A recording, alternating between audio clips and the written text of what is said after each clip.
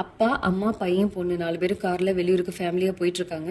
எல்லாருமே சந்தோஷமா சிரிச்சுட்டு பேசிட்டு போயிட்டு இருக்காங்க. கார் திடீர்னு பஞ்சர் ஆயிடுது. அப்பாவுக்கு பஞ்சர் ஓட்ட தெரியும். அவர் ஓட்டிட்டு இருக்காரு. குழந்தைங்க அப்பா பக்கத்துல நின்று பார்த்துட்டு இருக்காங்க.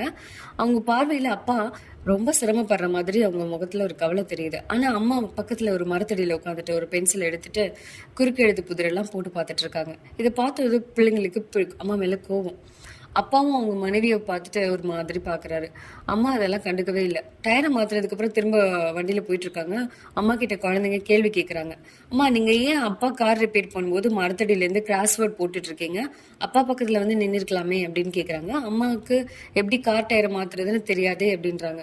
எங்களுக்கு மட்டும் தெரியுமாமா, இருந்தாலும் நமக்காக அப்பா கார் ரிப்பேர் பண்ணும்போது ஒரு பண்புக்காக என்ன பண்றீங்க அப்படின்னு கேட்டிருக்கலாமே அப்படின்றாங்க. என்னம்மா, எங்களுக்கு பண்பை சொல்லி தந்ததே நீங்க தான், ஆனா நீங்களே இப்படி பண்ணலாமா அப்படின்னு சொல்லி கேக்குறாங்க. சரி, அம்மா ஒரு கேள்வி கேக்குறேன். நான் ஆபீஸ் வேலைக்கு போயிட்டு வீட்டுல வந்து சமைக்கும் போது, துணி துவைக்கும் போது, பாத்திரம் கழுவும் போது, வீடு துடைக்கும் போது நீங்களும் அப்பாவும் அதே பண்போடு என் பக்கத்துல வந்து நின்றுக்கீங்களா? எங்களுக்கு அந்த வேலை தெரியாதுமா அப்படின்றாங்க. அது மாதிரிதான் எனக்கும் டயர் மாத்திர தெரியாது. நான் போய் மரத்தடியில உட்காந்துக்கிட்டேன். இப்போதான் அப்பாவுக்கும் குழந்தைகளுக்கும் எப்படி அம்மாவின் மனதை கஷ்டப்படுத்தி இருக்கிறோம் அப்படின்றது புரியுது.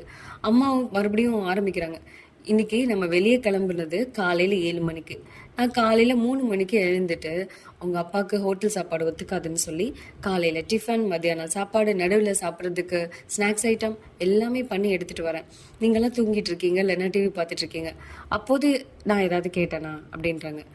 இப்போ உங்க அப்பாவுக்கு இறக்கப்பட்டு என்கிட்ட நீங்க கேள்வி கேட்ட மாதிரி எனக்காக இறக்கப்பட்டு உங்க அப்பா கிட்ட கேள்வி கேட்டிருக்கீங்களா, இல்ல நீங்களாவது உதவி செஞ்சிருக்கீங்களா அப்படின்னு கேக்குறாங்க. எல்லா விசேஷமோ இல்ல விடுமுறை நாட்களோ விதவிதமான உணவகைகள் செய்யும் போது அதிகமான வேலை இருக்கும்ல, அப்ப யாராவது வந்து எனக்கு ஹெல்ப் பண்ணிருக்கீங்களா, இல்ல நான் ஏதாவது உங்ககிட்ட கேட்டிருக்கேனா?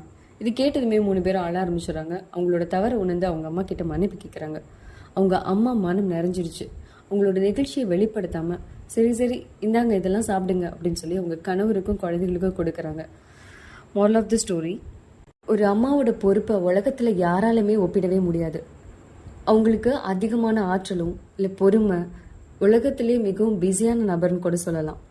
உண்மையில நம்ம வாழ்க்கையில அவங்களுடைய வரம்பற்ற பங்களிப்பை நம்மளால வெளிப்படுத்தவே முடியாது அப்படிங்கிறது உண்மைதானே. இந்த கதை எல்லாரோட வாழ்க்கையிலயும் மாற்றத்தை ஏற்படுத்தும் அப்படின்னு நம்புறேன். நீங்க உங்க அம்மாக்கு என்னென்ன ஒரு ஹெல்ப் பண்றீங்க அப்படின்னு சொல்லி கமெண்ட் பண்ணுங்க.